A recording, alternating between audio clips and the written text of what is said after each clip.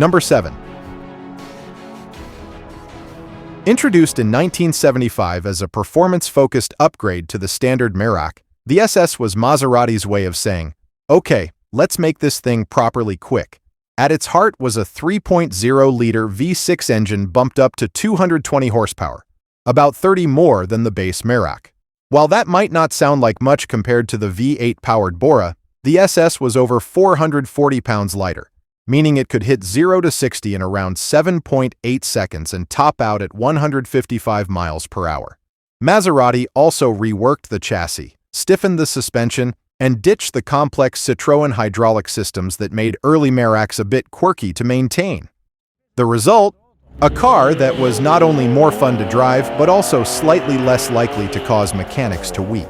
Today, the Merak SS is a bit of a hidden gem, cheaper than a Bora, rarer than a Ferrari 308, and still every bit the charismatic Italian thoroughbred. Number 6. If you've never heard of the bitter CD, don't worry, you're not alone.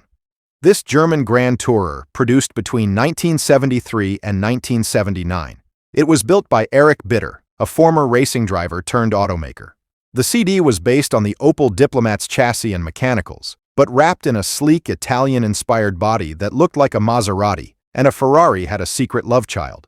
Under the hood, it packed a 5.4-liter Chevrolet V8, producing a respectable 230 horsepower, enough to whisk you down the Autobahn at 137 miles per hour while looking effortlessly cool. Despite its gorgeous looks and competent performance, the bitter CD never quite broke into the mainstream, with only 395 units ever made. Blame it on the oil crisis, the high price tag, or simply the fact that no one knew what a bitter was. And let's be honest, that name doesn't exactly scream luxury. Nevertheless, the car offered a smooth, refined ride and enough exclusivity to make Ferrari and Porsche owners do a double take. Number 5. Founded by former French rugby player and race car driver Guy Ligier, the company set out to build a world-class sports car, and in 1971, they introduced the JS2, a sleek mid-engine GT that looked like a baby Ferrari but packed some real muscle under the skin. The JS2 started life with a Ford V6, but things got really interesting when Ligier switched to the 2.7-liter Maserati V6 and then the 3.0-liter. With up to 195 horsepower, it wasn't the most powerful car on the road, but weighing just 2,161 pounds, it had the agility of a French gymnast and could hit around 150 miles per hour and go from 0 to 60 in just over 6 seconds. Ligier even took the JS2 racing, and in 1975, it nearly won the 24 Hours of Le Mans, finishing second overall, a huge achievement for such a small company. Unfortunately, the JS2's story was cut short. Citroën, which owned Maserati at the time, hit financial trouble and stopped making the V6 engine, effectively killing the JS2 after only about 249 were built. Number 4. Produced between 1965 and 1973, the Frua was based on the same tubular chassis as the legendary AC Cobra, but stretched and refined for long-distance comfort.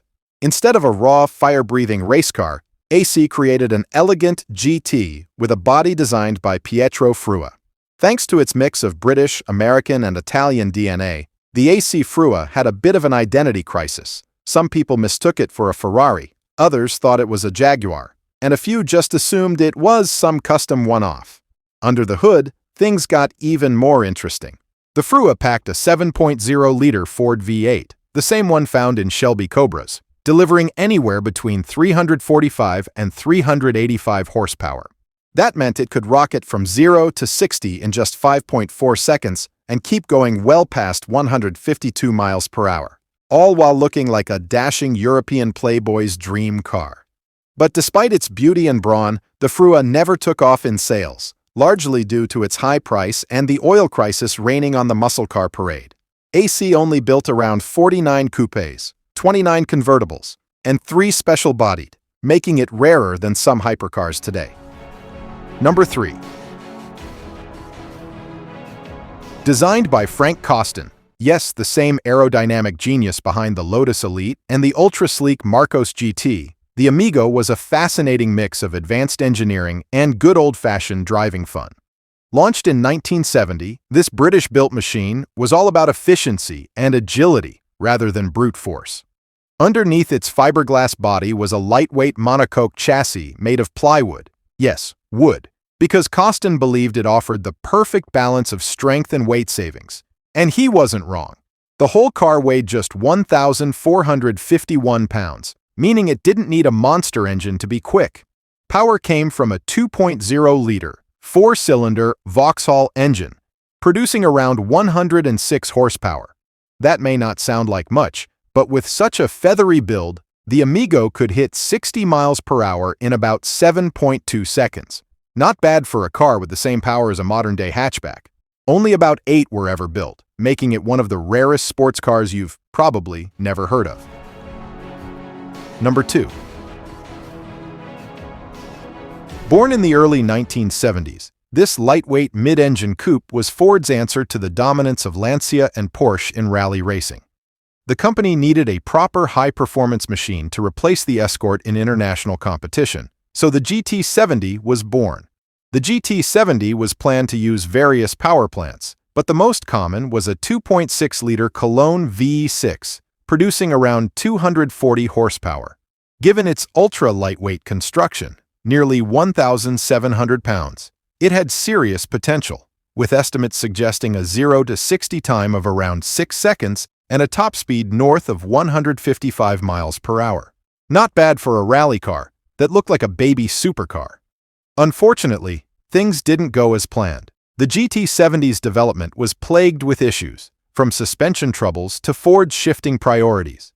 By the time it was ready to compete, the rally world had moved on, and the Escort RS had already proven itself as a winner. Ford ultimately scrapped the project after building only 6 cars, making the GT70 one of the rarest Fords ever. Number 1. Built in 1971 by famed Italian coach builder Zagato, the 3Z Spider was a special commission for American importer Luigi Chinetti, the man responsible for bringing Ferraris to the US. This car was the first collaboration between Ferrari and Zagato in 20 years. Underneath the striking Zagato-designed body was a Ferrari 250 SWB GT chassis, meaning it had the same soul as some of Maranello's greatest classics. Power came from a 3.0-liter Colombo V12, producing around 250 horsepower. Thanks to its lightweight construction and aerodynamic design, the 3Z Spider had the speed and agility you'd expect from a Ferrari, even if it looked completely different from anything else the company had built. Only one was ever made, making it rarer than some hypercars today.